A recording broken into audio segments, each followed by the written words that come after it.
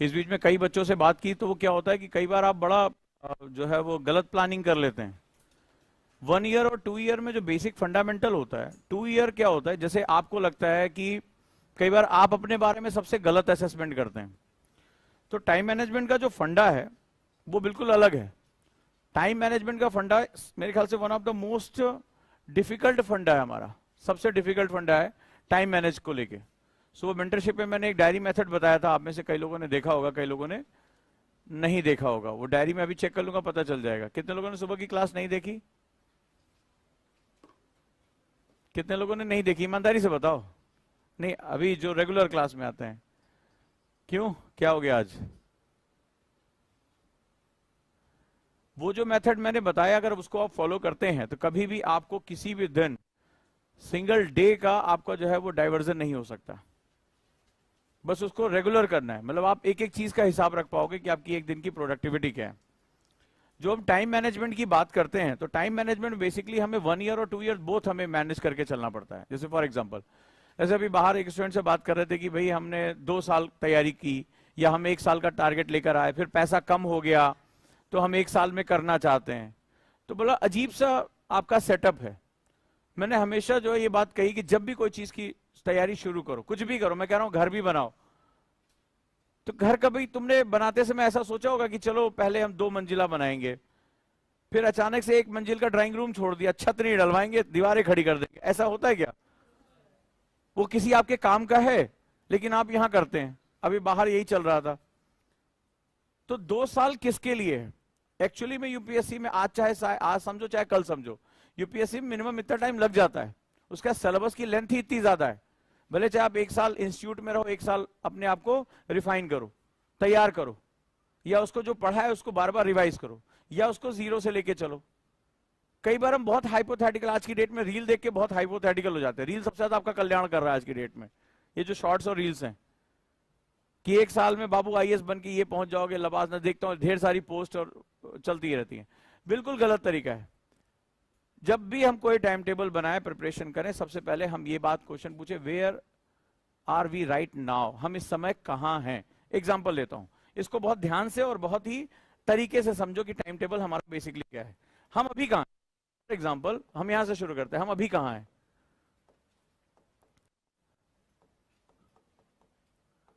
नहीं तो क्या होगा, आपने 2 साल का टाइम टेबल बनाया, फिर आपने कहा साहब वो 1 साल ही तैयारी करने का मौका मिल रहा है, ना आप उधर के रह गए ना आप इधर के रह गए।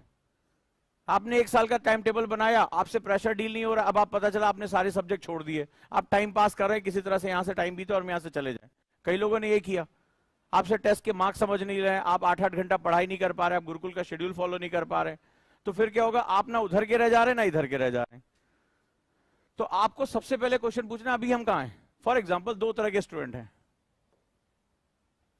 एक स्टूडेंट ए है जिसके घर का माहौल अलग है, उसको एजुकेशन बहुत अच्छी मिली है, एनसीईआरटी अच्छे से पढ़ाई गई है, अच्छे टीचर हैं, अच्छा जो है उसका एजुकेशनल बैकग्राउंड है, पेरेंट्स बड़े अवेयर हैं। मेरे को फोन आते हैं पेरेंट्स के, हिंदू बचपन से पढ़ा रहे हैं, उसके घर में जो है वो पापा अच्छे खासे गवर्नमेंट पोस्ट पे हैं, और वो क्या उनके घर में कोई ब्यूरोक्रेट है, तो वो लोग पढ़ा रहे हैं अच्छे से, उनको मैपिंग अच्छे से कराई जा रही है, उनको न्यूज़पेपर पढ़ना आता है, उनकी वोकैबुलरी बहुत अच्छी है, करिकुलर एक्टिविटीज बहुत अच्छी। बहुत से स्कूल्स में ऐसा होता है, वो पब्लिक स्पीकिंग कर रहे हैं, वो डिबेट क्लब में जा रहे हैं, उनको एक्सपोजर मिल रहा है। तो एक स्टूडेंट ए हो गया, दूसरा स्टूडेंट बी है। पहले यहां समझो, अब मैंने लास्ट क्लास में बताया था, एक थोड़ा सा फंडामेंटल दिया था, अब इसको समझो कि जब हम 12th तक थे, हमें सिविक्स नाम का एक सब्जेक्ट पढ़ना था, सामाजिक विज्ञान, सोशल साइंस, यही पढ़ना था। मैंने आपसे एक ईमानदारी से कहा था कि आपने उसको किस तरह से पढ़ा था। आप मुझे लॉजिक बताइए, जब ये सब्जेक्ट आपका था तो क्या आपने बड़ा मन लगा के पढ़ा था उसको? एक छोटा सा आपको मैथमेटिक्स दिखाया था आपको, यही था ना, किसी तरह से पढ़ के निकल जाओ, फिर अच्छा पढ़ने वाला है मैथ्स ले लेना, साइंस ले लेना। हमारी फैमिली में उस सब्जेक्ट को लेकर किस तरह की अवधारणा थी, किस तरह का कॉन्सेप्ट था हमारे यहाँ? It's very poor subject. ये आर्ट्स का सब्जेक्ट है किसी तरह। जो हमने पढ़ा भी तो क्या पढ़ा, हमने खाली प्लासी का युद्ध कब हुआ, महात्मा गांधी यहां कब आए, बस हमने फैक्ट्स रटा। पढ़ाने वाला टीचर भी कहता था भाई इससे तुम्हारा भविष्य नहीं बनेगा, भविष्य बनेगा गणित लेने से, मैथ्स लेने से, विज्ञान लेने से, हाँ या ना? या कॉमर्स लेने से, जिससे नौकरी तुम्हें मिल जाए। बताओ किसने सिविक्स बड़े मन से पढ़ी है क्लास अपने स्कूल में? हमारे तो पता भी नहीं चला हमने क्या लिखा। बहुत अधिक होता था तो राइटिंग करनी पड़ती थी, सुंदर राइटिंग होनी चाहिए। मास्टर साहब एक गाइड बुक देके चले जाते थे, टीचर बोले इसको लिख डालो यहां से यहां तक, हम लिखते रहते थे। और कॉपी भी चेक होती थी, तो उसी बेसिस पे अगर आपने ये लिख दिया भाई प्लासी का युद्ध इतने समय में हुआ वॉर, तो आपने क्या हुआ वो टिक, हाँ बिल्कुल सन सही होने चाहिए, आर्टिकल सही होने चाहिए, बस वो बस टिक हो गया, वेरी गुड शाबाश, राइटिंग अच्छी है। और ये टीचर ये सिखाता था कि इसमें जो राइटिंग अच्छी होनी चाहिए, यही था ना। और इसके बाद किसी तरह से आपने 8th के बाद वो पिंड छूट गया आपका, डन, ऐसे ही पढ़ा होगा। या किसी ने रात दिन उसमें एकदम झोंक दिया था खुद को, जैसे मैथ्स में झोंकते थे। मैथ्स की ट्यूशन, इसकी तो ट्यूशन भी लोग नहीं लगाते। मैथ्स की ट्यूशन लगती है, इंग्लिश की ट्यूशन लगती है, बायोलॉजी की ट्यूशन लगती थी ना। कभी तुमने लगाई सिविक्स की ट्यूशन? हाँ लगाई। अरे ये तो यार पास कर लेंगे, कुंजी से पढ़ के होता था कि नहीं होता गाइड बुक से।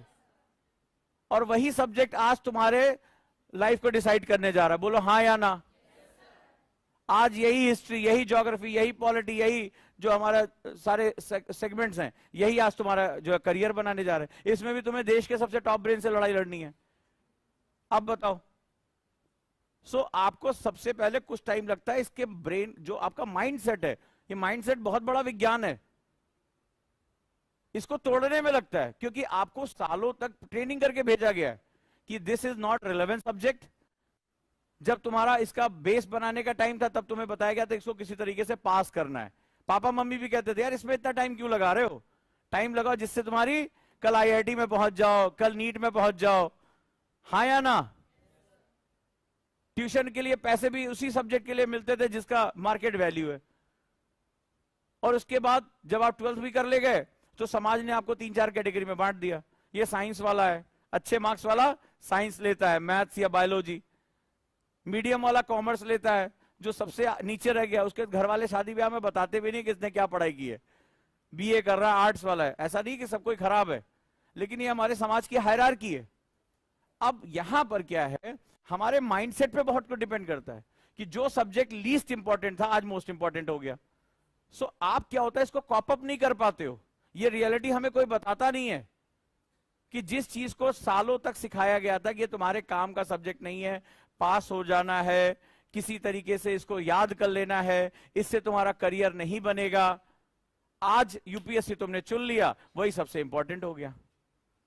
फिर 9th में आने के बाद जिन्होंने साइंस लेना था, मैथ लेना था, कॉमर्स लेना, उन्होंने अपना रास्ता पकड़ लिया। फिर वो आपका अरे यार छुट्टी मिली यार, ये अकबर बीरबल मेरी समझ में नहीं आता, ऐसे बात करते थे यार, बहुत रटना पड़ता था। तो आपने 9th का उसको छोड़ दिया, अब सालों बाद ये फिर वापस आया है।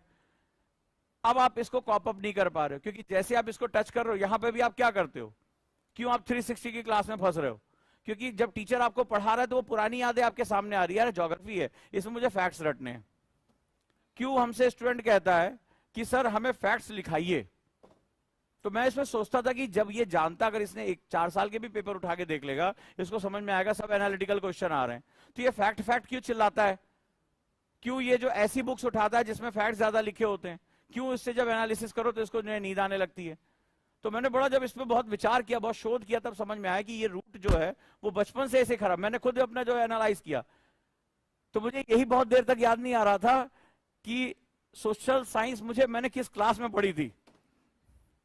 मुझे बस इतना याद आ रहा था कि एक बार बड़ी मार पड़ी थी राइटिंग ठीक करने के लिए, और हमारे जो प्रिंसिपल थे वो वही पढ़ाते थे, वो ऐसे लेके चले जाते, ये किताब यहां से यहां तक लिख डालो। तो मैं बड़ी देर तक अपनी मेमोरी में याद करने की कोशिश करता रहा कि मैंने पढ़ा कौन कौन सा टॉपिक था, मुझे याद ही नहीं आ रहा है, नहीं याद आ रहा है। तो अब आप ये सोचो, इसी को मैंने कहा था एजुकेशनल पैराडॉक्स। तो जब तक आप इसके लिए खुद को तैयार नहीं करोगे तब तक ये काम नहीं होगा। इसीलिए मैंने कहा कि अपनी वास्तविकता को समझो। इसीलिए आप जब कोई भी सब्जेक्ट आता है वो पुरानी यादें आपकी निकल आती हैं कि भाई ये ज्योग्राफी है इसको रटना है, हिस्ट्री है इसको रटना है, पॉलिटी इसको रटना है, और आप उसके पीछे लग जाते हो। तो आप जैसे ही मैं कहता हूं कि नहीं एनालिसिस करनी है, प्रेजेंट से जोड़ना है, उसी समय आपको घबराहट शुरू हो जाती है। यही कारण है कि आपका पढ़ा हुआ सब्जेक्ट 360 डिग्री में आपकी ऐसी तैसी कर रहा है।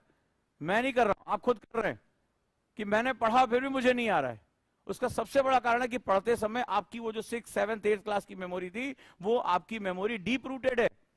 वो सालों, 3 साल बताइए, 4 साल आपकी प्रैक्टिस ऐसे हुई है, मैं अचानक से कहां 1 महीने में उसको बदल दूंगा। 4 साल आपने इस तरह से निकाले हैं, या शायद 5 साल निकाले हैं इसी तरह से पढ़ के। तो अब वो चीज है कि ये दो स्टूडेंट के बीच का अंतर समझिए। अब ये वेल एजुकेटेड है, ठीक है, इसको अवेयरनेस है। आजकल पेरेंट्स तो इतना अवेयर हैं कि 12th के बाद ही कहां मेरा बच्चा जाएगा पहले से डिसाइड हो जाता है। 11th 12th, आप कभी मेरे YouTube के कमेंट देखा करो, सर मैं 11th क्लास में आईएएस की तैयारी करना चाहता हूं, सर मैं 12th क्लास में आईएएस की तैयारी करना चाहता हूं। अभी से ही आप तो बहुत लेट हो गए हैं।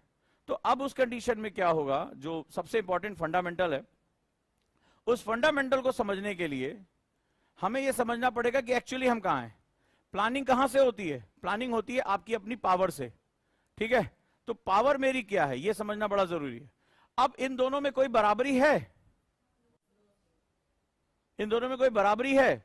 आप यहां आने के बाद पहली बार मैप उठाते हैं, और मैप में भी जहां दिमाग लगता है आप उसको बंद कर देते हैं। मैंने कितनी बार कहा कि मैपिंग जरूर करिए, कि आप न्यूज़पेपर खोलिए तो उसके साथ मैप जरूर खोल लीजिए। आप नहीं करते हैं, नहीं करते ना, बहुत कम लोग। इसीलिए नहीं पता चल रहा था दार्जिलिंग है कहां बेसिकली, इसीलिए नहीं पता चल रहा था मैंग्रोव कहां है, इसीलिए नहीं पता चला था पश्चिम एशिया कहां है, नहीं पता चलता आपको। आप ऊपर की तरफ देखते हैं, कहां है प्रभु, ठीक है, इस तरह से आप देखते हैं। रीजन क्या है? क्योंकि आपको पता है कि ये मेरी सिविक्स की किताब है, उठाना और पढ़ के खत्म कर देना है। तो अब इन दोनों में डिफरेंस क्या हो रहा है? अब दोनों एक ही एग्जाम के लिए आए हैं। और देखो इस एग्जाम का नेचर बहुत सच्चाई बता दूं, कभी मिले हो किसी आईएएस के ग्रुप से, अंदर कहीं गए हो, पार्टी वार्टी में कभी गए हो, कभी जाने का मौका मिला? ये सेवा अंग्रेजों ने शुरू की थी। आईसीएस स्टार्टेड बाय ब्रिटिशर्स, और जो आईसीएस के अधिकारी हुआ करते थे इंडियन सिविल सर्विसेज के, दे were known as elite.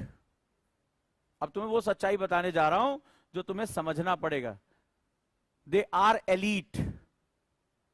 Raja Babu, भले चाहे हम कितना कहें लोक सेवा किए, वो दुनिया भर का जो कर रहे हैं वो कर रहे हैं, भारतीय संविधान के अंतर्गत करना पड़ेगा। बट इस सेवा की पावर और इसको मिलने वाली जो सुरक्षा है ना, आज भी वो एलीट ही है। तो कभी आप ग्रुप में जाके बैठिए, देखिए, बात करिए, आपको एलीटनेस का अंदाजा हो जाएगा। What do you mean elite? इतनी सुविधाएं मिलती हैं, 5 स्टार 7 स्टार की सुविधा इनके आसपास। जिस दिन लवासना गए उसी दिन से 5 स्टार 7 स्टार इनको मिलना शुरू हो जाता है।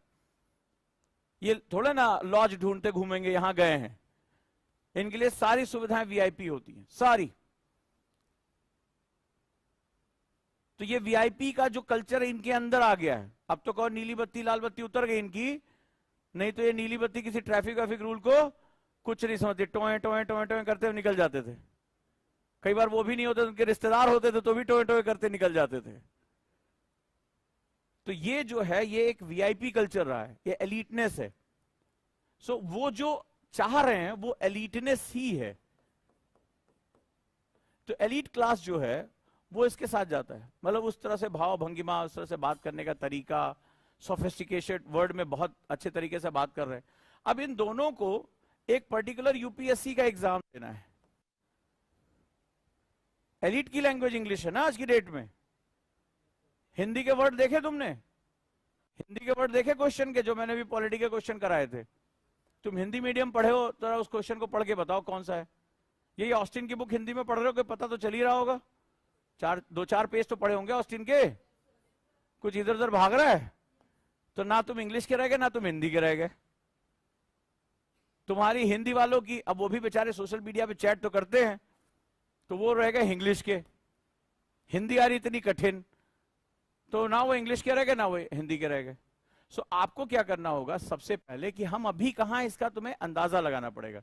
फॉर एग्जाम्पल जैसे इसने एनसीईआरटी अच्छे से पढ़ रखी हैं, केंद्रीय विद्यालय से पढ़ा हुआ। केंद्रीय विद्यालय में जानते हैं कि एनसीईआरटी आपको बहुत अच्छे से पढ़ाई जाती है, राइट और रॉन्ग?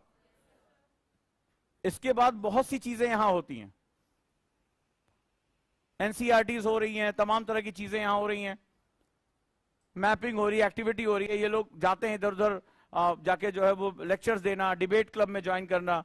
यहां तुमने कभी जीवन में,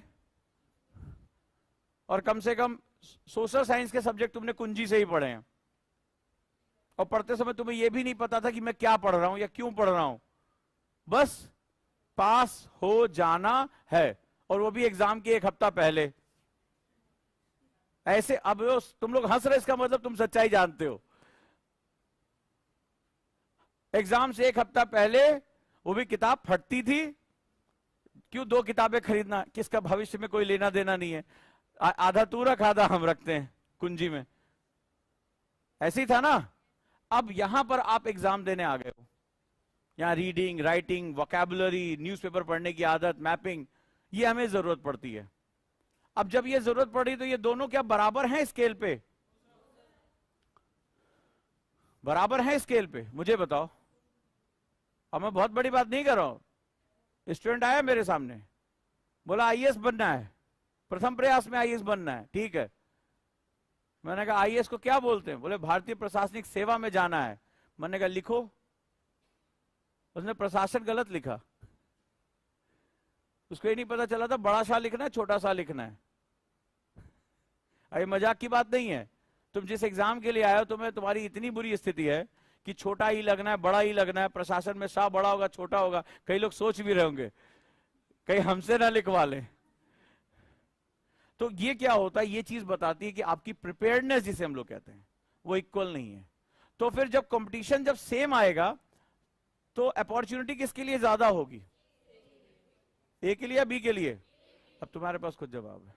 तो दूसरा तरीका यह है कि ठीक है, मेरे पास्ट में मेरे साथ जो चीज हो चुकी है उसको अब मुझे नहीं दोहराना है, और मुझे खुद को इस एग्जाम के लिए प्रिपेयर करना है। तो चेतन भगत भी, अभी उनकी नई किताब भी आई है। चेतन भगत क्या लिखते हैं? चेतन भगत ये लिखते हैं, if you want to achieve anything in your life, मैं बार बार इसको बोलता भी रहता हूं कि आपको जीवन में कुछ भी पाना है, lock yourself in a room and throw the keys for 2 years। अगर आपको जीवन में कुछ भी पाना है तो अपने आप को कमरे में बंद करो। कमरे में बंद करने का मतलब एक सिस्टम के अंदर डालो और 2 साल के लिए चाबी उठाकर फेंक दो कि बाहरी दुनिया से तुम्हारा कोई मतलब नहीं है। तो जहां पहुंचना चाहोगे पहुंच जाओगे। जो आज का इंडियन कॉम्पिटेटिव सिस्टम है उसके हिसाब से 2 साल अपने आप को कट ऑफ करो। रात दिन, सुबह का सूरज, रात का सूरज, तुम्हें कुछ पता नहीं है। अपने आप को एक सिस्टम में डालो। चाबी फेंक देने का मतलब है नो ऑप्शन। चाबी फेंक देना। थ्रो द कीज मतलब क्या होता है कि मन कर रहा है यार आज वीडियो गेम खेलने, मन कर रहा है आज ये घूमने चले जाए, शादी में चले जाए। थ्रो द कीज मतलब जैसे जेल में बंद हो गए तो अब कोई ऑप्शन नहीं है ना, कि निकल ही नहीं सकते, यानी विकल्पहीन हो जाना। इसका मतलब होता है ऑप्शन लेस हो जाना। तो जो स्टूडेंट तैयारी कर रहे हैं वो सोच समझ कर तैयारी करें। I am A, I am B. अब आप रील देख के चले आए कि वो गाड़ी आ रही है, उतर रहे हैं, पावर वाला, ये आजकल म्यूजिक व्यूजिक भी बड़ा दमदार होता है, अंदर से उबाल मार देता है। मैं नहीं कह रहा हूं। कल मेंटरशिप की एक बच्ची ने मुझे मैसेज किया कि सर रील देख के लगा था कि यूपीएससी बहुत आसान है, लेकिन अब जब एक दिन का होमवर्क नहीं पता चल हो रहा है तब पता चल रहा है कि कितनी मेहनत करनी पड़ रही है। लंबा चौड़ा मैसेज आया। तो आज एक दिन, एक शेड्यूल एक दिन का मैनेज नहीं हो पा रहा मेरे से। तो लोगों को लगता है कि हम आउटपुट देखेंगे, हम सोचेंगे, मन में जोश ले आएंगे, यूपीएससी हमारा हो जाएगा। लॉ ऑफ अट्रैक्शन इसे नहीं कहते। ठीक है, आपको यह समझना पड़ेगा मुझे इसके लिए कितना समय देना है। और मैंने पहले भी कहा था, जब आप किसी चीज को प्लान करो, सर मैं आईएएस करना चाहता हूं, 2 वर्ष देना चाहता हूं, तो आपको सिर्फ ये नहीं प्लान करना मुझे क्या पढ़ना है, आपको ये प्लान करना 2 वर्ष तक मेरा खर्चा कौन उठाएगा, फाइनेंसेस क्या है, मुझे कितना समय देना पड़ेगा, मेरी हेल्थ की अभी क्या स्थिति है, मुझे किस किस स्टेज में सुधार करना पड़ेगा। इसी को बोलते हैं प्लानिंग। टाइम मैनेजमेंट और कुछ नहीं, प्लानिंग है। तो जिसकी प्लानिंग जितनी एक्यूरेट होगी, कुछ भी हो जाए मुझे हटना नहीं, एक बार मैं उतर गए मैदान में हटना नहीं है, वो स्टूडेंट का सिलेक्शन बहुत आसान हो जाता है। यूपीएससी में कंपटीशन ही नहीं है। 1-2 फेज हैं, उसके 1-2 फेज के बाद कंपटीशन ही नहीं है। इसी क्लास में देखो, गुरुकुल में हर बच्चे ने कसम खाई थी। मैंने पूछा था रेगुलर क्लास में आओगे? हां सर आएंगे। रोज क्लास करोगे? हां सर करेंगे। लाइब्रेरी में बैठोगे? हां सर बैठेंगे। पीछे देखो कहां गई वो सीटें, खाली क्यों है? क्या हुआ बाहर? तबीयत खराब है, पेट में दर्द है, घर वालों ने बुला लिया, ठीक है, पापा कह रहे थे अभी समस्या है। हो रहा है ना, हो रहा है ना। आप खुद ही अपने साथियों को देखो, कितने लोग रेगुलर क्लास में बैठे, हर तीसरे चौथे दिन उनको ब्रह्मा की तरफ से कोई ना कोई चिट्ठी आ रही है कि भैया तुम्हारी मुसीबत लिख रहे हैं तुम्हारे जीवन में।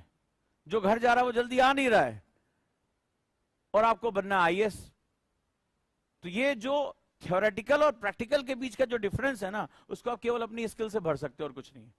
थ्योरी में तो आप बचपन से ही आईएएस बनने के लिए पैदा ही हुए थे, कुंडली में लिखा हुआ आपके पंडित जी ने जब आपकी कुंडली बनाई थी तो आईएएस ही लिखा था उसमें, उन्हीं के भरोसे आप चले आए यहां पे।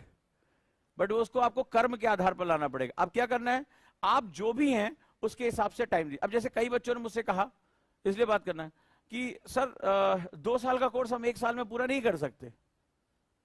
क्यों नहीं कर सकते? तुम तो पेन ड्राइव हो, यूपीएससी पेन ड्राइव हो और आप भी पेन ड्राइव हो, आप जो एक डिवाइस हो, कितना भी माल लोड कर दिया जाए आपका दिमाग उसको एक्सेप्ट कर लेगा। 8 से 8.5 घंटे पढ़ने के लिए मैं बोल दूं तो हाथ पैर कांपते हैं, और आप 2 साल 3 साल का कोर्स एक साथ पूरा करना सकते हैं। एक साथ आप ऑप्शनल, कल किसी ने मुझे मैसेज किया 4 सब्जेक्ट जीएस के एक साथ कर रहे हैं, वो भगवान जाने वो कर क्या रहे होंगे। तो वो मुझे फिर समझ में आया कि ये वही पढ़ रहे हैं जो उन्होंने सोशल साइंस में 6ठी 7वीं क्लास में पढ़ा था। 1 हफ्ते में पूरे साल भर का कोर्स खत्म, है ना। इसी तरह से आप आईएएस कर रहे हो। इससे क्या होगा, आपको भी लॉस होगा और हम आपके लिए बहुत मेहनत करते हैं, हमें भी लॉस हो जाएगा। तो हमें दोनों को लॉस ना हो, क्योंकि हमें भी बड़ा नुकसान होता है जब हमें बहुत दुख होता है कि ये स्टूडेंट कर सकता था, टिक जाता। यूपीएससी में कंपटीशन ही नहीं है। यूपीएससी में जो कंपटीशन है वो केवल पेशेंस का कंपटीशन है। यूपीएससी में 13 लाख लड़के फ्री दे रहे हैं, 13 लाख बच्चे फॉर्म भरते हैं। पहला पेशेंस उनका 2 महीने के अंदर चुक जाता है। आप इसी बार के आंकड़े उठा के देखो, 50% बच्चे फॉर्म भरने के बाद एग्जामिनेशन सेंटर 16 जून को नहीं जाएंगे। 50% बच्चे नहीं जाएंगे, यानी 30 लाख में से, क्योंकि ये लंबी दूरी का है, तो क्या होता है, लंबी दूरी जब आप तय करते तो आपके अंदर बहुत से अकलाहट आती है कि छोड़ो जाने दो, गिव अप कर दो। सो जो गिव अप टेंडेंसी हमारे अंदर है बचपन से ही, गिव अप। अभी आपको एग्जांपल के साथ बताऊंगा और ईमानदारी से बताना किसके किसके साथ ऐसा हुआ है। याद है जब आपको यही किताबें पढ़ने का वक्त आया था, जब आप बोर्ड का एग्जाम था या 9th का पेपर था, क्योंकि सबको मेमोरी काम कर रही है ना, तो मेरे एक सवाल का छोटा सा जवाब दो। तो जैसे ही पेपर आने वाला था और आपको लगा था आप लटक जाएंगे, तो आपके मन में बड़ा रोना सा आता होगा, इस बार अगली बार मैं पक्का ये सब्जेक्ट जो है अच्छे से करूंगा या करूंगी। पक्का कसम खाती हूँ कि इस बार इस सब्जेक्ट का, इस बार भगवान की तरफ पास करा दो, ऊपर वाले किसी तरह पास करा दो, अगली बार हम बहुत अच्छे से पढ़ेंगे। किसके किसके साथ ऐसा हुआ है? किसी ना किसी सब्जेक्ट में कसम खाई होगी, मन में बहुत रिग्रेट हुआ होगा, काश हमने 15-20 दिन पहले अच्छे से पढ़ लिया होता, 15 दिन मिल जाता ना, ये कर देते वो कर देते, इतना परसेंट हो जाता। इस बार तो प्रभु बस पास करा दो, मम्मी बहुत चप्पल चप्पल धोएंगी। ठीक, आपने कसम भी खाई होगी, वादा भी किया होगा, रोए भी होंगे, डायरी में भी लिखा होगा, जो जैसी आदत है। लेकिन जिस दिन तुम एग्जाम देकर आए कि हो गया और पेपर में लग रहा है पास हो जाओगे, कहां गया तुम्हारी कसमें, तुम्हारे वादे? ओ किताब इधर, बैग इधर, हो गया बोर्ड खत्म। 15 दिन घर में बोला गया, अरे भाई आगे, अरे अब कोई तैयारी नहीं, अब सिर्फ रेस्ट होगा, टीवी होगी, वीडियो गेम होगा, निकालो मम्मी सब वीडियो गेम, आइसक्रीम, कॉमिक्स। हमारे समय कॉमिक्स हमारे लिए जुनून था। फिर वो जो तुमने वादे किए थे वो तुम्हें फिर अगले बोर्ड में याद आएंगे, काश हमने पढ़ लिया होता। तो ये जो है ये कॉन्टिन्यूअस चलने वाला प्रोसेस है। यहां पर भी वही चीज होती है, गिव अप कर देना। तो होता क्या है, 3-4 महीने के अंदर 50% बच्चे लटक जाए, खत्म, नहीं देंगे इस साल प्ले। फिर अगर आप इसमें टिके रहे और अपनी काम करते रहे, लास्ट में मैंने कहा ना यूपीएससी केवल 50,000 बच्चे की लड़ाई है, केवल, इससे ज्यादा है ही नहीं है। जो बहुत सीरियस स्टूडेंट बचते हैं जिनके लिए यूपीएससी डू और डाई है, वो केवल 50-60 हजार बच्चे होते हैं, इससे ज्यादा नहीं होते। लेकिन ये बहुत टाइम टेकिंग प्रोसेस है। फॉर एग्जाम्पल तुम्हें बता रहा हूं, तुम अपने दोस्तों के बीच में जानते होंगे कि फर्स्ट अटेम्प्ट देने से पहले कई लोगों का बैक पैक हो गया, हाँ या ना? जो आपके हॉस्टल में थे, जो आपके साथ थे, कि अभी प्रीलिम्स का चेहरा भी नहीं देखा, कसमें खा के आए थे, जोश में थे, जुनून में थे, कोई लड़कर आया था, कोई कुछ करके आया था, और कई लोगों का बैक पैक हो गया। कई लोगों का प्रीलिम्स के बाद बैक पैक हो जाएगा, वो चले जाएंगे। तो आप इनकी लिस्ट बनाओ, तो आप देखोगे आपके साथ बहुत ज्यादा लोग रुक नहीं रहे। अगर आप इस एग्जाम में रुके रह गए, टिके रह गए, अंगद का पैर जमा के, तो एग्जाम आपका है, बड़े आराम से सिलेक्शन आपका होगा, बड़े आराम से। जिनका सिलेक्शन होता है कोई अद्वितीय लोग नहीं होते, बड़े सिंपल से लोग होते हैं, बट वो टिके रहते हैं और एक बार हो गया तो मैंने उस दिन लाइन कही थी ना कि दुनिया ताने इंसान को मारती है, आईएएस को नहीं मारती है। दुनिया हंसी उड़ाएगी इंसानों की, आईएएस की हंसी नहीं उड़ाई जाती है। आईएएस आपको उड़ा के रख देगा। तो जिस दिन तुम्हारे नाम के साथ आईएएस या आईपीएस लग गया, उस दिन तुम्हारी हंसी मजाक उड़ाने की हिम्मत किसी, जब तक तुम इंसान हो तभी तक तुम्हारी हंसी उड़ाई जा रही है। सो ये फिलॉसफी आपको समझनी पड़ेगी। आप 3 अटेम्प्ट बाद 4 अटेम्प्ट बाद आईएएस बन गए तो उनकी कहानियां अचानक से बदल जाएगी। आपको गोद में जब उठाया था उन्होंने, तभी भविष्यवाणी कर दी थी कि ये बहुत टैलेंटेड है। तो आपको टिके रहना पड़ेगा, बस ये याद रखिए। और मैंने देखा है कि ज्यादातर टैलेंट इसी वजह से बेकार हो जाते हैं कि वो उतना पेशेंस कैलकुलेट करके नहीं आते हैं, या तो वो अपनी वजह से नहीं आते, उनकी परिस्थितियां अच्छी नहीं होती हैं। ये एक स्टूडेंट है मेरे, 6ठी बार में आईएएस बने। तो हुआ क्या, उससे पहले 2 उन्होंने इंटरव्यू दिए, नहीं हुआ। तो अब लास्ट अटेम्प्ट बचा था, 6th अटेम्प्ट। घर में पैसे की कमी, पिताजी 3री क्लास तक पढ़े थे, घर में खपरेल का मकान।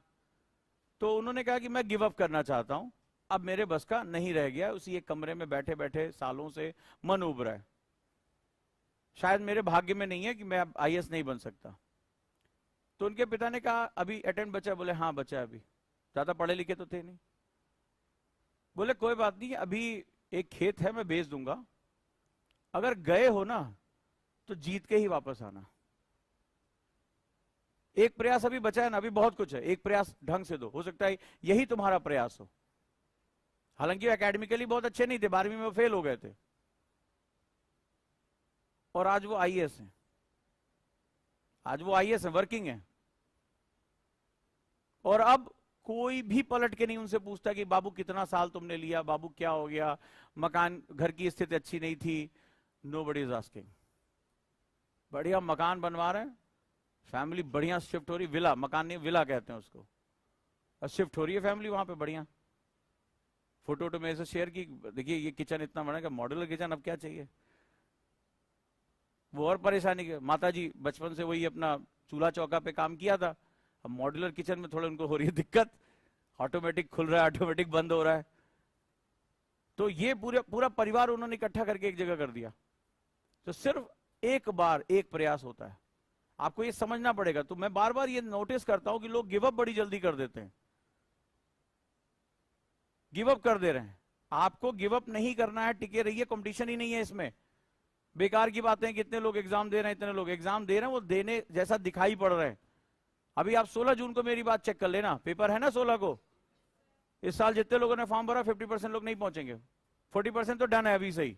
कई लोगों ने मूड बना लिया होगा कि 24 नहीं देना है, हर जगह हो रहा है ये। तो आपको ध्यान से अपना टाइम टेबल मैनेज करना है। अब आप 1 ईयर या 2 ईयर दोनों जो है वो अपना टाइम टेबल फिक्स कर सकते हैं, जैसा भी हो, जितना भी आपके पास टाइम हो, आप इसके हिसाब से सेटअप करें। अब ये हमने देखा कि हमारी प्लानिंग है। अब आपको अपना बॉडी और माइंड देखना है कि आपको एक्चुअली पढ़ने क्या। जैसे बहुत से मेरे पास बहुत से फॉल्स स्टूडेंट, सर 1 साल में आईएएस बन जाएंगे। वही मैंने कहा था, मैगी बना रहे हो, पास्ता बना रहे हो, बना क्या रहे हो, 1 साल में आईएएस बन जाएंगे, ठीक है चलो बन जाओ। सवाल यह है कि आपकी बॉडी और माइंड का सिचुएशन क्या है। ये मैं कहता हूं कि आप 2-4 दिन क्लास से शुरू करने से पहले ये जरूर लिखो। गुरुकुल का एनवायरमेंट आपके लिए बहुत काम का है, गुरुकुल का जो 4x4 कॉन्सेप्ट आपके बहुत काम का है। अब सवाल है, जैसे मैंने उस दिन एक आपको चैलेंज दिया था, आप सुबह आओ, इसी कुर्सी पर बैठ जाओ और 12 घंटे का एक चैलेंज उठा लो, एक 12 घंटे।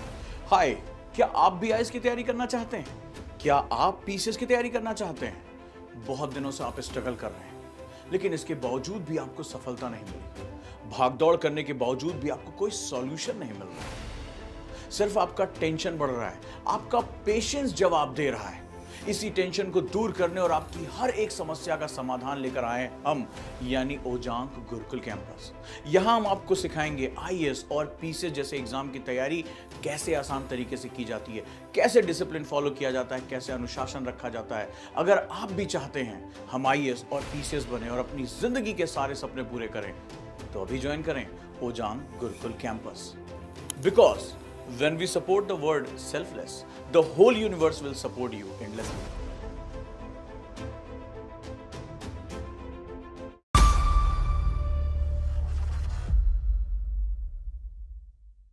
सभी के लिए 12 घंटे का चैलेंज उठा लो और देखो 12 घंटे तुम यहां बैठ पा रहे हो कि नहीं बैठ पा रहे हो। 12 घंटे घड़ी देख के चैलेंज कर लो, हम कैमरा लगा देते हैं, आप में से 8-10 लोग जो भी है सेलेक्ट कर लें कि 12 घंटा बैठेंगे, सुबह 8 से रात 8, और चैलेंज करके देख लो क्या दिक्कत है। भाई टीना डाबी को 11th क्लास से 5 साल लगे, टीना डाबी रेगुलर 8 घंटे पढ़ती थी, सीरियस प्रिपरेशन उनकी 3 साल की थी। आप तो 1 साल में बनना चाह रहे हो तो 12 घंटे तो पढ़ोगे, आप 3 दिन 12 घंटे सुबह 8 से रात 8 बजे आप यहां बैठ जाओ, कौन मना कर रहा है। और जो कुछ भी हो रहा डायरी में लिख दो, तीसरे दिन डायरी में लिखने भर का तुम्हारे पास जान नहीं बचेगी। तो सवाल यह है where is your body and where is your mind. अब 12 घंटे मान लो किसी तरह मेरे डर से बैठ भी गए थोड़ी देर, अब पता चला गाल पे हाथ रख के हो आंसर तो नहीं आ रहे हैं, थोड़ी देर टहल आए क्या, एक खाना बन गया, लेट तो नहीं हो जाएगा, क्या बना है खाने में, अब आप उससे दुनिया भर की जानकारी ले रहे हो। चले थोड़ी देर कोल्ड ड्रिंक पिए हैं, नीचे दुकान खुली है क्या, होता है ना आपके साथ, होता है कि नहीं होता है। फिर आपका मन, आपका शरीर बेचारा किसी तरफ बंधा हुआ है, मन आपका यहां नहीं है।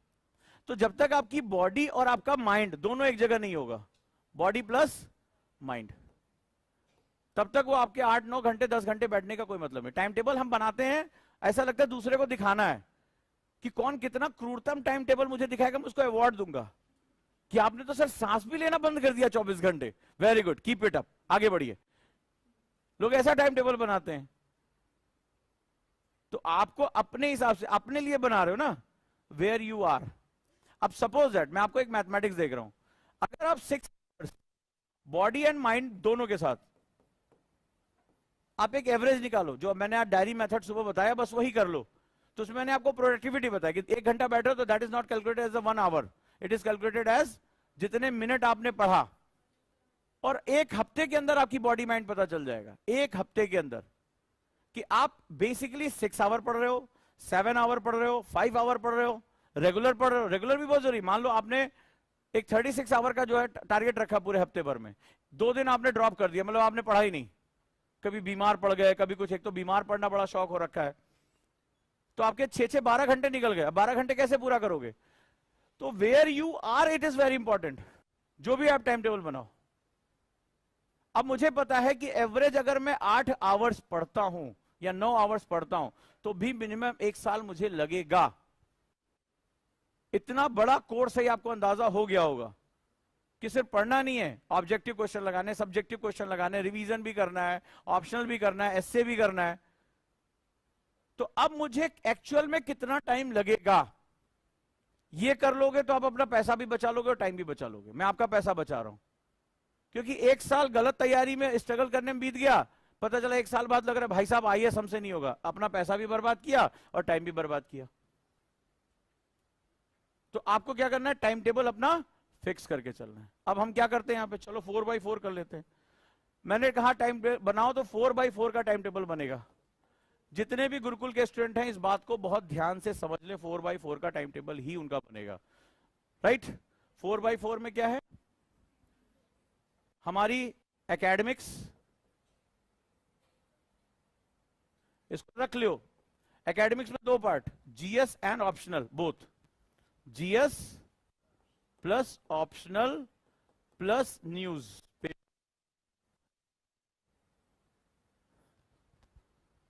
डन। दूसरा फिजिकल हेल्थ। किसको किसको अब अंदाजा हो गया होगा कि फिजिकल हेल्थ उनकी सबसे बड़ी समस्या है। हर दूसरे तीसरे दिन शरीर साथ छोड़ दे रहा है, हो रहा है ना। और जब छोड़ दे रहा है तो उसके बाद वापस लौटना और बड़ा मुश्किल काम हो रहा है, कई लोग तो लौटे ही नहीं। फिजिकल हेल्थ ये टाइम टेबल है। मेंटल हेल्थ, सब परेशान है लेकिन परेशान की तरह घूम रहे हैं, सर होगा कि नहीं होगा, डर लग रहा है, पसीना आ रहा है। मेंटल हेल्थ, फोकस नहीं हो पा रहा है, ध्यान नहीं लग रहा है, किसी ने कुछ बोल दिया तो अपना रोने बैठ गए, अरे बोल दिया, अपने आप को अंदर से स्ट्रांग बनाओ। और स्पिरिचुअल, स्पिरिचुअल के बारे में मैंने तुमसे इससे पहले भी डिस्कस किया था। जैसे अब देखिए कल हमारे स्टूडेंट हैं, किन्होंने कल पौधा लगाया था, एक बार ताली हो जाए, कहा तो पूरी क्लास के लिए था। कल मैंने बोला था ना कि एक संडे अगर हमने एक पौधा लगा दिया मान लो, तो वो भी हमारी अचीवमेंट है। हमने नेचर को क्या दिया? स्पिरिचुअलिटी इज ऑल अबाउट कि आंख बंद करके ओम चिल्लाना नहीं है। स्पिरिचुअलिटी इज अबाउट अपने पर्पस को जानना होता है, बहुत बड़ी चीज होती है। कल इन्होंने पौधा लगाया कि सबको क्लास में बोला था, लेकिन रिजिडिटी थी ना, संडे था सबके लिए, इन्होंने पौधा ले आके लगा दिया। हमारे बॉयज हॉस्टल के बच्चों ने पौधा लगाया। तो आपने नेचर को दिया कुछ। देखो आज ये देखो कुछ आया हुआ है ना, पढ़ो इसको। पहली लाइन क्या लिखी हुई है? Right against diverse effect of climate change, part of right to life equality. Supreme court के चीफ जस्टिस ऑफ इंडिया कह रहे भाई साहब, क्लाइमेटिक चेंज आने वाले समय में कितना नुकसान पहुंचाने जा रहा है, ये लोगों से उनके सब कुछ छीन लेगा। और अगर हम छोटे छोटे प्रयास करें, हमारे गुरुकुल के बच्चे अगर हम ये पौधे लगाते हैं, पेड़ लगाते हैं, तो हमारा आने वाले टाइम हम क्या कंट्रीब्यूशन कर रहे हैं? This is known as spirituality. हम लोगों की क्या हेल्प कर रहे हैं? नीचे ओजांग किड्स है, छोटे छोटे बच्चों को कभी पढ़ा के देखो, तुम्हारी ऐसी तैसी कर देंगे वो। कभी बात बताना कि हम तुम्हें कुछ पढ़ाना चाहते हैं, उनको सिखा के देखो। तो दीज आर द स्पिरिचुअलिटी की जो तुमने नॉलेज कमाया है वो दे किसको रहे हो? तो ये स्पिरिचुअल, ये 4 पार्ट हो गए। इसमें भी हमारे 4 गोल्स। लॉन्ग टर्म जिसके तुम मास्टर हो, लॉन्ग टर्म 1 साल का 2 साल का जो गोल, अब कैसे बनना है लॉन्ग टर्म ये तुम देखो कि वाकई में मुझे 1 साल में करना है या 2 साल में करना है। आप चाहते तो आपका बस चले तो अगले महीने आप आईएएस बन के निकल जाओ, ठीक है। तो प्यार से अपनी मेंटल और अपनी फिजिकल हेल्थ के हिसाब से इसको मैनेज करो। दूसरा मिड टर्म गोल, क्या क्या मैं कर लूंगा, अपने स्किल सेट बनाओ कि 6 महीने बाद या 12 महीने बाद मेरे क्या क्या चीजें पूरी हो जाएंगी, मुझे कौन कौन से स्किल सेट्स आने चाहिए, ठीक है। इसके बाद शॉर्ट टर्म गोल, इस वीक का मेरा गोल क्या होना चाहिए, और इसके बाद इमीडिएट गोल, आज का मेरा क्या गोल होना चाहिए। अब इसमें भी बड़ा पैराडॉक्स है। जैसे हमारे एक बच्ची आई, बोले सेल्फ स्टडी का टाइम नहीं मिल पा रहा। मैंने कहा ये होता क्या है? बोले अलग से पढ़ने के लिए समय चाहिए। क्यों? तो फिर कोचिंग क्यों ज्वाइन की तुमने, क्लास क्यों ज्वाइन किया? तो बोले आज सुबह जैसे मैं टाइम टेबल बता, बोले मैं क्लास जाता हूं। किसी ने क्वेश्चन पूछा था ना, तो क्लास का टाइम आपकी पढ़ाई का टाइम नहीं है क्या? हम क्लास में तुमसे लूडो खिलवाते हो, रमी सर्किल बनवाते, तुमसे करवाते क्या हम लोग? सो क्लास का टाइम तो सबसे इंपॉर्टेंट टाइम है भाई। जो तुम 10 किताबें पढ़ के सीखोगे वो हम तुम्हें शॉर्ट टाइम में बताते हैं, तो वो तो तुम सबसे ज्यादा हम तुम्हारा कॉन्सेप्ट क्लियर कर रहे हैं। तो इस क्लास को इतना, क्योंकि स्कूल से तुम यही करके आए हो, अब वो तुम यहां करने लगे हो। तो जो सेल्फ स्टडी होती है, अगर तुमने कोई क्लास ज्वाइन कर लिया है, तो सेल्फ स्टडी का मतलब होता है सिंपल सा कि मेरे टीचर ने मुझे जो पढ़ाया है मुझे उस पर रिफाइन करना है, क्वेश्चंस लगाने हैं प्री और मेंस के, खत्म, रिवीजन करना है। इससे ज्यादा सेल्फ स्टडी मतलब और कुछ नहीं होता है। क्लास के साथ मुझे चलना है। ऐसा ना हो कि ज्योग्राफी खत्म हो जाए और हमारा जो बिस्मिल्लाह भी नहीं हो रहा है, तो दिक्कत हो जाएगी वहां पे, ठीक है। तुम्हारी अभी हवा चलनी भी शुरू नहीं हुई, उधर जो है पता चला भारत का भूगोल समाप्ति की तरफ चला गया, तो वो नहीं होना चाहिए। आपकी जिम्मेदारी सेल्फ स्टडी का मतलब ही है रिफाइन करना।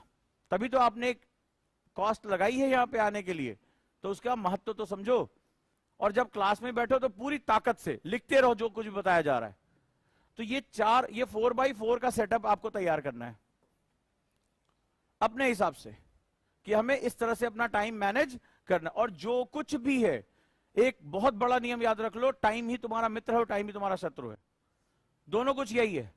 और टाइम मैनेजमेंट का एक ही प्रिंसिपल मैंने अभी जीवन में जाना, और वो है टाइम का डॉक्यूमेंटेशन करना। टाइम का डॉक्यूमेंटेशन अगर आपने कर लिया तो टाइम आपका। अब जो मंत्र मैं बताने जा रहा हूं, जो सुबह बताया था, फिर से कह रहा हूं, एक डायरी पुरानी सी खरीद लाओ यार, रद्दी के यहां से खरीद लाओ। कोई जरूरी नहीं कि 2024 की डायरी हो, सस्ती सी 10-15 रुपए की खरीद लाओ। 1 पेज डेली मुझे दे दो बस, उसमें जो कुछ भी कर्म कुकर्म कर रहे हो उसमें लिख दो बस, और अपना प्रोडक्टिविटी निकाल लो। मैं तुम्हें बता दूंगा तुम्हें क्या, कहां, किसकी इसकी जरूरत है। छोटा सा सुबह बताया था, डेट डालो आज की, उसमें मान लो 1 पेज, सिंपल सी पुरानी से कोई डायरी उठा लो। पिताजी को नहीं LIC मिलती रहती है, गिफ्ट पुरानी घर में पड़ी रहती है, वही उठा लो, कोई दिक्कत नहीं, अपने हिसाब से डेट डाल लो। सिंपल मैंने बताया था, अपने हिसाब से एक टाइम टेबल बनाओ। और गुरुकुल के बच्चे गुरुकुल के हिसाब से बनाएंगे, अपने हिसाब से बनाना ही नहीं है। और जितना कह रहा हूं बस उतना कर दो, क्योंकि आज मैंने 360 में कल किस्मत से क्या हुआ कि मेरा तबीयत रात में खराब हो गई, गुरुकुल के बच्चों से भी मेरी बात हुई और इस समय भी बहुत ज्यादा खराब है, तो बस मैंने अभी 2 ग्लास ग्लूकोज पिया और खुद से बस 5 मिनट बोला कि कोई दर्द नहीं हो रहा है, तुम्हें क्लास पढ़ानी और अच्छे से पढ़ाना है। और कल जब बैठा तो न्यूज़पेपर में 360 मेरे दिमाग में आ गया, आज मैं तुम्हें न्यूज़पेपर 360 पढ़ाना सिखाऊंगा। और ये न्यूज़पेपर सबने पढ़ा है ना आज का? नहीं पढ़ा तो 10-15 मिनट पढ़ लेना। आज तुम्हें इसको बताऊंगा कि ये तुम्हारा आंसर राइटिंग या तुम्हारा मेंस का पेपर या प्री का पेपर कैसे बनता है। एक बार देख लेना, 10 मिनट का ब्रेक दूंगा, एक बार देख लेना इसको 360 कैसे पढ़ते हैं तुम्हें बताऊंगा।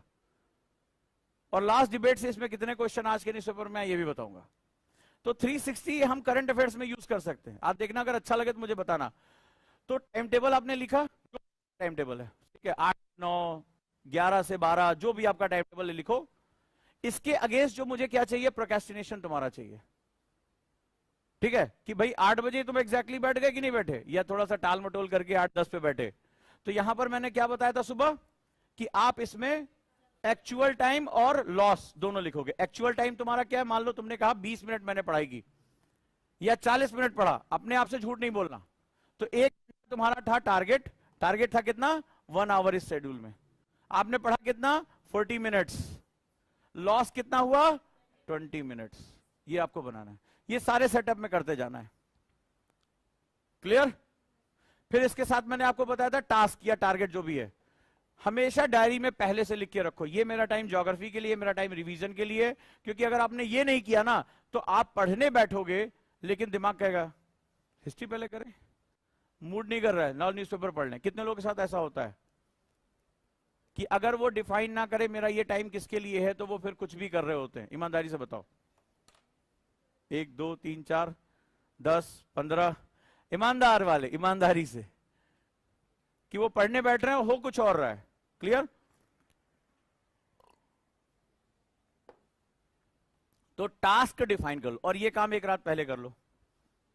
फिर सोने से पहले, तुम्हारी नींद उड़ाता हूं मैं, सोने से पहले एक बॉक्स मुझे बना के दे दो, और ये मैं देखूंगा। क्योंकि पिछले बार जो सैटरडे को मैंने मेंटरशिप लिया तो बड़े पापी थे, उन्होंने अपना कैमरा ऑन नहीं किया और मैंने वो फोटो खींच के रख ली है, स्क्रीन की फोटो मैंने खींच के। मैं तुम्हारा गुरु हूं, और गुरु तुम्हारा जो है, मैंने पहले भी कहा था, हम मास्टर थोड़ा जटिल किस्म के हैं, मन पढ़ते हैं तुम्हारा। तो इस बार मुझे सबकी डायरी चाहिए। इसमें 2 चीज, पहली बात वीक का टारगेट रखोगे, हर वीक का टारगेट लेके चलो। हम 2 चीजों पे फोकस कर रहे हैं, एक इमीडिएट गोल और एक शॉर्ट टर्म गोल, ठीक है, हम 2 चीजों पे फोकस कर रहे हैं। इस वीक का टारगेट लो, आज मंडे है, तुम्हारा इस वीक का टारगेट होना चाहिए। मैं तुम्हारा समय निकलवाऊंगा, देखो कैसे निकलेगा। ये जो भी लोग रोना रोते हैं कि साहब टाइम नहीं है, बहुत बिजी है, मैं टाइम निकलवा रहा हूं, बस मेरा मेथड फॉलो कर लो। ठीक, आप वीक का टारगेट बनाओ, 6 घंटे, 8 घंटे, 10 घंटे, या जो गुरुकुल में हम दे रहे हैं उतना मिनिमम, प्लस 2 आवर्स। गुरुकुल का टारगेट प्लस 2 आवर्स, ये आपका काम है। तो आप अपना टारगेट लेके चलिए। तो मैं अभी आपको टारगेट लिख के दे रहा हूं, वीक का टारगेट इंटू 6, मतलब 8 घंटे का टारगेट है तो 48 आवर्स हुआ। आपको 48 आवर्स सिटिंग कंप्लीट करनी है। 48 आवर्स हो गया, ये जो सारे बच्चे करते हैं। 48 पे मुझे ये क्या चाहिए, प्रोडक्टिविटी चाहिए, कि एक्चुअली में कितना तुमने पढ़ा। अगर 40 मिनट पढ़ा तो 40 मिनट लिखो। इससे क्या होगा, तुम्हें एक बहुत बड़ा फायदा होगा। मुझे टाइम निकालना कहां से, मुझे सोना कैसे कम करना है, मुझे कहां जो है अपना टाइम बचाना है, ब्रेक्स कैसे शॉर्ट करने हैं, वो हम देखेंगे। इतना आपको मिनिमम मेंटेन करके चलना है, मुझे ये चाहिए। और जितना भी आपका लॉस हुआ है, इसको रेड कलर के पेन से रख लेना। यानी एक दिन में आप कितना टाइम लॉस करते हो, मन भटकता है, फोन आता है, हम किसी से बातचीत करने लगते हैं,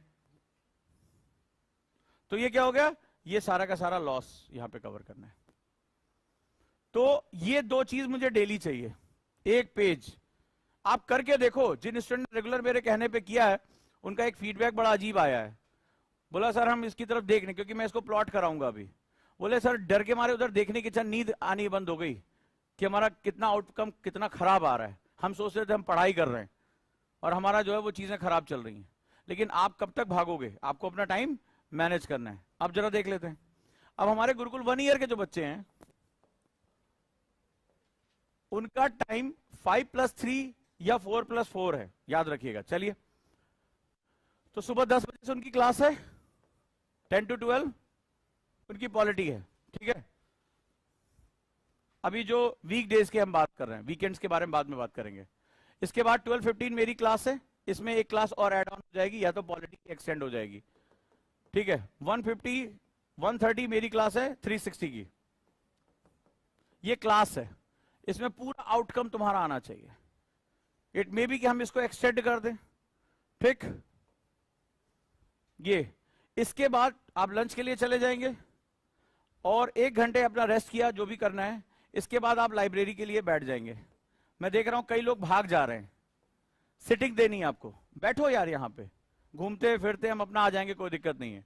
आप लाइब्रेरी के लिए एक साथ ऐसे बैठे हो, बैठे रहो, नीचे जाके फर्स्ट फ्लोर वाले में सेगमेंट में बैठ जाओ, ठीक है।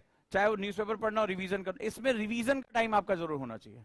जो कुछ भी पढ़ रहे हो रिवीजन। अब जिनको शॉर्टर टाइम में देना है उनका रिवीजन थोड़ा सा अलग तरीके से होगा, उनका रिवीजन होगा RFR पे। रिवीजन के भी कई मेथड होते हैं, रिवीजन इनका चलेगा RFR पे। मतलब जो कुछ भी पढ़ रहे हो, सिंपल एक क्वेश्चन की डायरी बना लो, क्वेश्चन की कॉपी बना लो, क्वेश्चंस करने हैं, रिकॉर्ड रखो कि प्रीलिम्स के क्वेश्चन और मेंस के क्वेश्चन, जिनको इमीडिएट एग्जाम देना है, बस और कोई तरीका नहीं है। रिवीजन, इनका रिवीजन का टाइम ज्यादा होना चाहिए, इनका रिवीजन का टाइम ज्यादा होना चाहिए। 1 आवर करंट डॉक्यूमेंट्स पे आपको देने हैं, करंट योजना, कुरुक्षेत्र। अब देखिए कल दीपशी ने जो शेयर किया कुरुक्षेत्र, आप लोगों ने देखा कि नहीं देखा, ठीक है। पंचायती राज, इस बार जो कुरुक्षेत्र आई है पंचायती राज से, भाई साहब उसके आर्टिकल क्वेश्चंस हैं। पंचायती राज सीधे आपका GS पेपर 2 का पार्ट है, डायरेक्ट क्वेश्चन आएगा। उसमें एक आर्टिकल दिया हुआ था कि कैसे ग्रामीण जो पंचायतें हैं, ग्राम सभा महिलाओं के जो है सशक्तिकरण में योगदान देती हैं। तो ये सारे टॉपिक हैं यूपीएससी के। आपको आप इन डॉक्यूमेंट्स के लिए टाइम दें। तो आपको क्या करना है, इसके बाद आपको सिंपली 7 बजे तक यहां रहना है। कई लोग भाग जा रहे हैं बिस्तर की ओर में, ठीक है, चलो भाई भागते हैं। 7 बजे तक आपको यहां पे रखना है। 10 से 7 कितने घंटे हो गए? 10 से 7 कितने घंटे हो गए? लो 9 घंटे। ये 9 घंटे आप गुरुकुल में रहेंगे, प्लस 2 आवर्स आप देंगे ऑप्शनल के लिए। अगर अभी आप कर रहे हैं तो, और नहीं कर रहे हैं तो सिर्फ जिनको 24 देना है वो सिर्फ एक काम, आज मैंने सुबह टारगेट दिया था 150-200 क्वेश्चन लगा डालो। क्वेश्चन लगा डालो, पूरे हफ्ते भर हम उसी क्वेश्चन को खाएंगे। क्वेश्चन अटेम्प्ट कर डालो, जितने ऑब्जेक्टिव क्वेश्चन हो सके अटेम्प्ट कर डालो, जितने ज्यादा पॉसिबल हो सके। और खाना खाने के बाद उन्हें किसी से बात नहीं करनी है। जिनका भी प्रीलिम्स है, क्या करेंगे वो? फ्लैश कार्ड किसके किसके पास है? मोबाइल में किसके किसके पास है फ्लैश कार्ड्स? हाँ, जो मैंने बताए थे पुराने पापियों, अभी भी जैसे छोटे छोटे कार्ड, अभी भी आपको खाना खाने के बाद वॉक करना है 15 से 20 मिनट। और वॉक करते समय जितने कॉन्सेप्ट्स हैं फ्लैश कार्ड पे उसको ऊपर ऊपर लिख लो, उसके बारे में हेडिंग्स। जैसे मान लो फंडामेंटल राइट या कोई भी चीज पढ़ रहे हो, प्रियम्बल, आप लिख के उसको बस रिवाइज करते रहो, बोल बोल के टहलते रहो। कहीं अंदर ही गार्डन है हमारा, कहीं पर भी जाओ, या वाटिका में चले जाओ और वहां पर आराम से बस टहलते रहो, उसको रिवाइज करते रहो। यारी दोस्ती, सोशल मीडिया, इसको थोड़ी देर के लिए बाहर कर दो। जो पढ़ा है आप टहल देंगे, भोजन भी आपका पचेगा, ठीक है। डीप ब्रीदिंग करेंगे, मन को शांत करेंगे, और 20 मिनट आप बोल बोल के रिवाइज करेंगे। बोल बोल के, अकेले अकेले निकल जाए, अकेले घूमिए। गुरुकुल में बहुत जगह घूमने के लिए, ठीक है, हो जाएगा। ये सिंपल सा फंड है 2 ईयर वालों के लिए।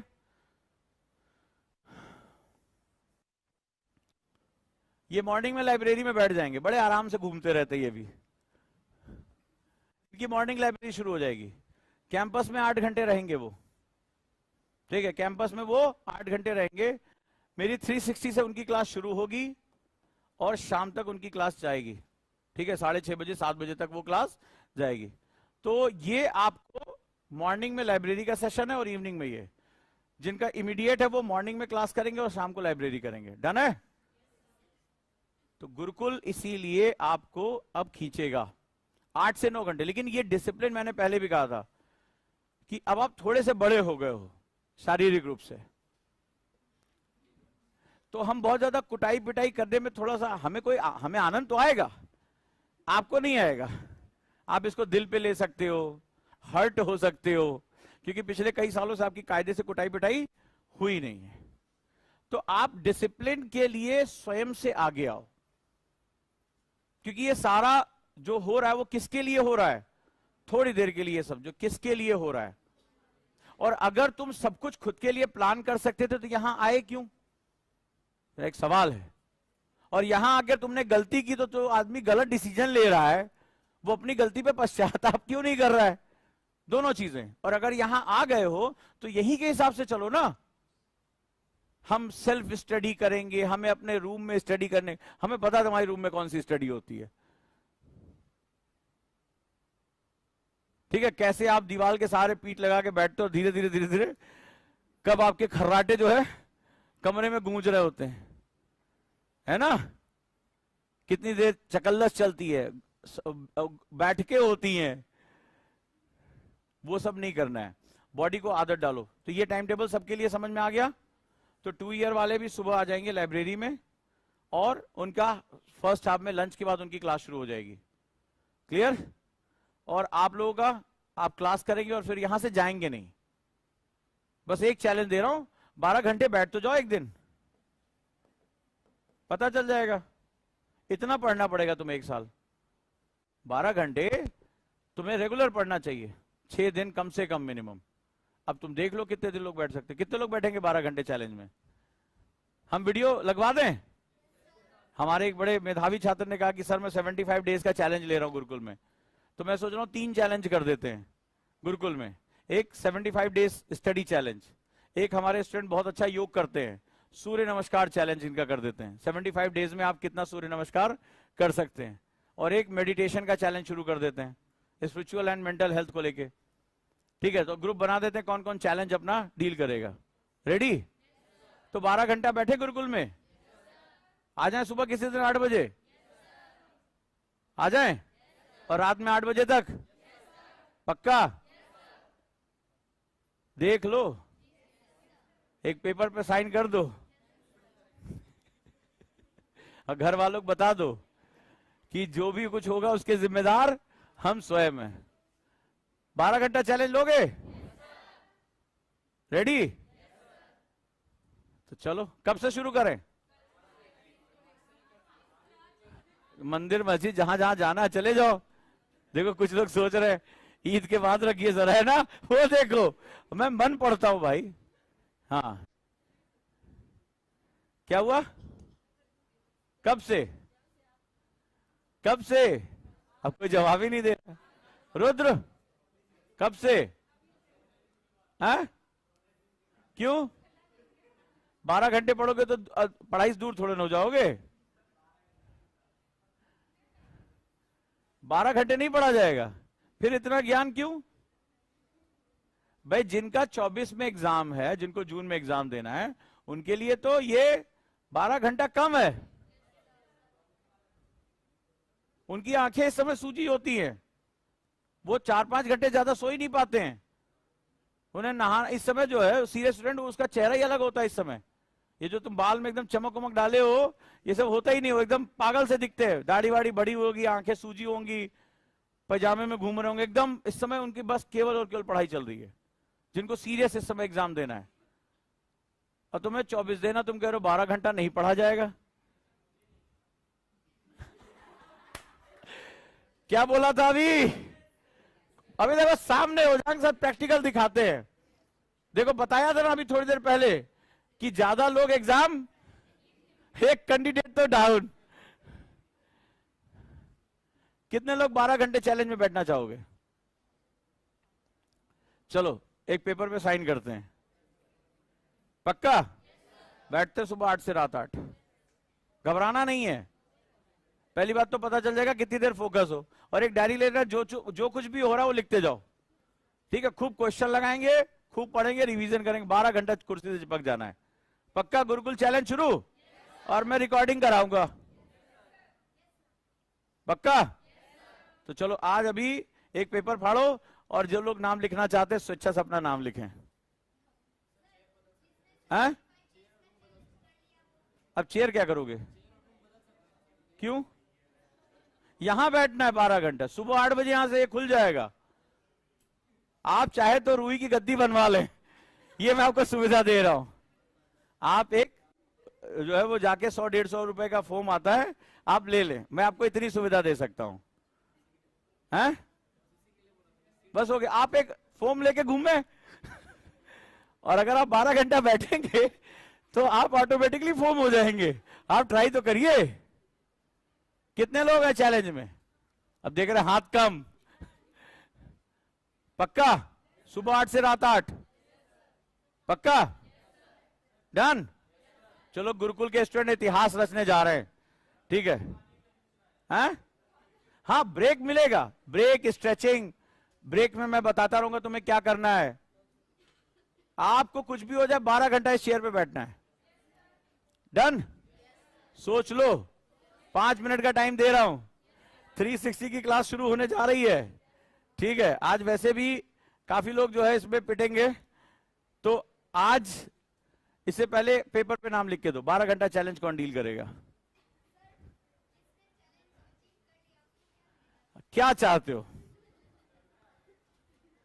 क्या मिले? क्या चाहते हो भाई? एक तो लबासना की टी शर्ट रखी हुई है,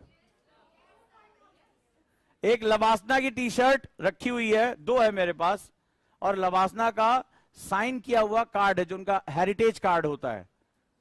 लबासना की लीजेसी उसमें पूरी लिखी होती है, तो मैं वहां से लेकर आया हूं लबासना से। तो वो टी शर्ट अपने आप में, ये जो यहां लिखा होता है ना, वो बहुत बड़ी पावर होती है, उसको पाने के लिए आदमी पागल हो जाता है। तो वो टी शर्ट मैं गिफ्ट करूंगा, ठीक? वो कार्ड में गिफ्ट करूंगा जिसने 12 घंटे का चैलेंज, लेकिन एक दिन नहीं करना है, मैं पहले बता दूं। 75 डेज? फिर तो पक्का। देखो, विकेट गिरने लगे, कई लोगों के तो रिश्ते टूट जाएंगे। हाल ही में बने रिश्ते कई लोगों के टूट जाएंगे, क्योंकि फोन उठेगा नहीं। सोच लो, समझ लो, 5 मिनट का टाइम है। तो गुरुकुल जिस मकसद से बनाया गया उसको पाने की कोशिश करते हैं। और आप भी कैमरा लगाइए, ठीक है? और रिकॉर्ड होना चाहिए, और आप लोगों के पास टाइमर होना चाहिए, डायरी होनी चाहिए। ईमानदारी से, कुछ नहीं होगा, यही बैठना है, मोटिवेशनल किताबें लाके दूंगा, उसको पढ़ लेना। कुर्सी नहीं छोड़नी है, इलेक्शन का टाइम है, कुर्सी नहीं छोड़नी है, ठीक है? पक्का? सुबह 8 से 8? डन? Very good. तो चलो जरा देखते हैं किसमें कितना है दम है। हाँ, एक पेपर पे नाम लिख के दो तो 12 घंटे। 2 साल वालों के लिए 2 घंटे की छूट, 10 घंटे।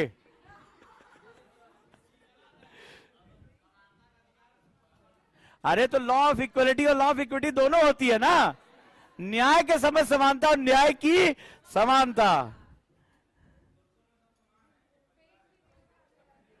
तो चलो बम बम लग जाओ काम पे।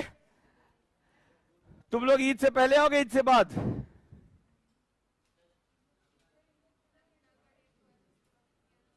हाँ, करो, देखते हैं, ट्राई तो करो। पहले दिन के बाद हो सकता है 3-4 दिन की छुट्टी हो जाए। आ जाओ भैया, अब मजा आएगा गुरुकुल में। हाँ, रेडी?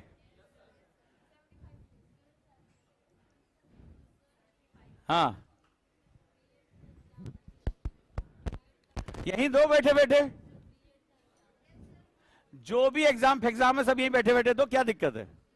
एग्जाम देने चले जाना, पढ़ाई यही करो, ठीक है? इस कमरे को इस्तेमाल कर डालो।